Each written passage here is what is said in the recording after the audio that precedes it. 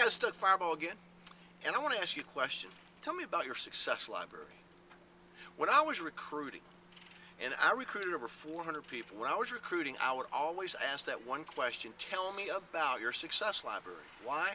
Because that was a very revealing question or statement. Because if they didn't have a success library, then I would step back and say, wait a minute, why don't they? Is success not important to them? Is it something they never study, or they've just never been exposed to it? Because if they've never been exposed to it, that's understandable. I will help them with that. But if they don't have one because they don't think they need one, then I step back and say, this may not be the person I'm looking for. Next time you're recruiting somebody, say, do you have a success library? Tell me about it. And if they don't have one, say, well, why don't you have one? Well, what is a success library? Then that's called a clue. You lead them down the primrose path and say, let me tell you about a success library. You help them start putting their first 3 or 4 books or CDs or DVDs together, and then at that particular point, you've already brought a lot of value into their life before you ever recruited them. This is Doug Firebaugh, PassionFire.com.